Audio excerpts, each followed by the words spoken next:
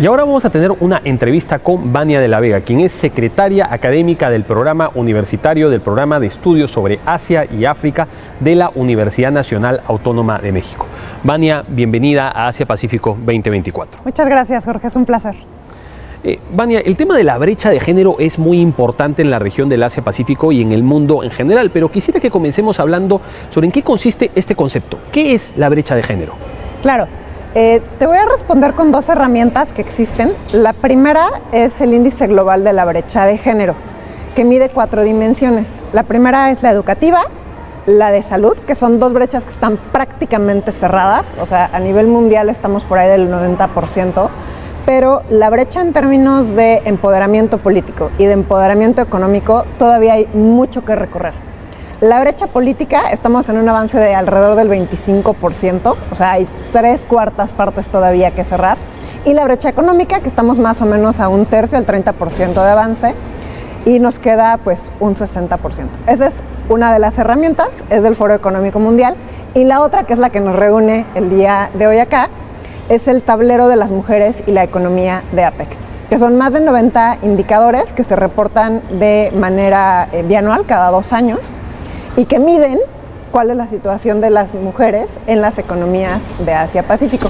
¿Por qué es importante medir esto? Bueno, porque nosotros no podemos diseñar una política pública y no podemos modificar la situación de las mujeres si no sabemos cómo están. Entonces, primero hay que medir y una vez que medimos, entonces podemos tomar decisiones de política pública. Eso es como lo que son las brechas de género, que es la distancia que hay entre la situación de las mujeres y la situación de los hombres. Es el espacio, o sea, no habla exactamente de la situación en general de la mujer, de si tiene más o menos poder económico en relación a otros países, sino en relación a sus pares hombres. Eso lo mide el Foro Económico Mundial y lo medimos acá en APEC también. Sobre la base de estos indicadores de APEC, pues, ¿cuál es la situación de la brecha de género en las economías del Foro de Cooperación Económica Asia-Pacífico? Es una muy buena pregunta. A ver, APEC tiene 21 economías. Estas 21 economías son economías bañadas por el Océano Pacífico y significa que tenemos una diversidad enorme. O sea, hablamos idiomas diferentes, creemos en religiones distintas, pertenecemos a economías de diferente desarrollo. O sea, tienes a las economías más grandes del mundo, pero también tienes a otras mucho más chiquitas, con retos diferentes. Entonces, la respuesta no es sencilla en ese sentido. Cada una de las economías tiene un reto diferente, pero como ya te decía, todas tienen sistemas patriarcales, patrilineales y patrilocales que hacen que las mujeres sean discriminadas por el hecho de serlo.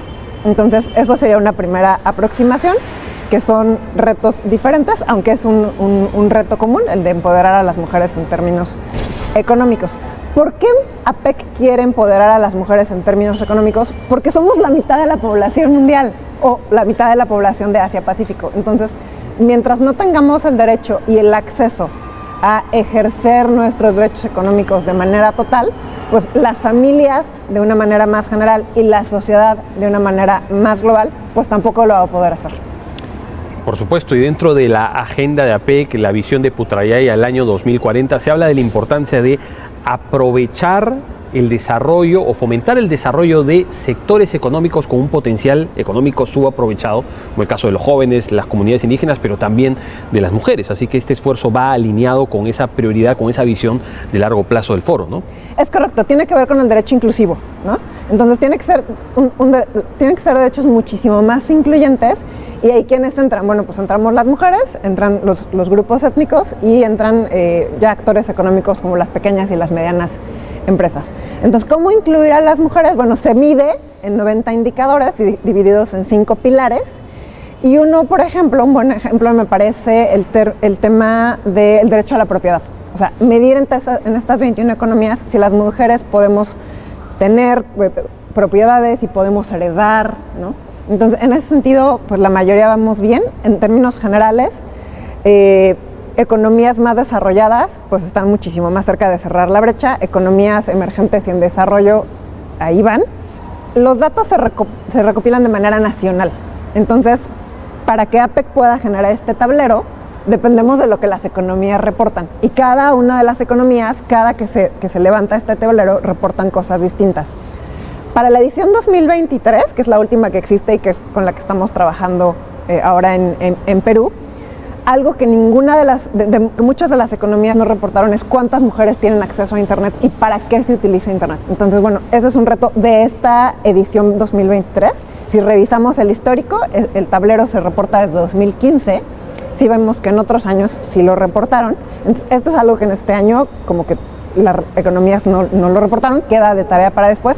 Y no lo reportaron porque es la segunda edición, 2021 y ahora 2023, después de la pandemia. Entonces, como que todos estos métodos estadísticos de los gobiernos apenas se están recuperando. No, y sin ninguna duda la inclusión digital es algo fundamental para poder reducir la brecha de género. Pero, Vania, ¿qué se puede hacer desde la política pública para reducir esta brecha de género y para poder fomentar una mayor inclusión de la mujer en la economía? Me parece que lo primero es un tema de sensibilización. O sea, de pronto pareciera que están todas estas personas preocupadas por el tema de la inclusión de las mujeres, de los derechos económicos de las mujeres, del empoderamiento económico de las mujeres. Y luego hay un sector muy grande que todavía no entiende, o sea, que piensa que el tema de género es una ideología, que son mujeres que tienen una serie de agendas específicas que quién sabe de dónde vienen, cuando es una realidad. O sea, por eso son importantes estos 90 indicadores.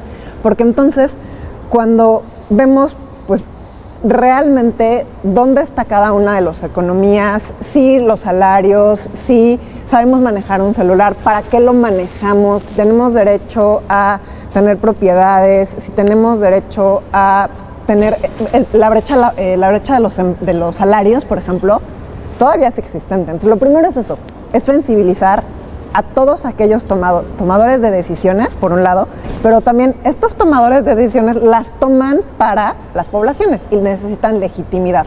Entonces, mientras haya una parte importante de la población que estos temas les son invisibles, pues va a ser muy difícil que sean políticas legítimas.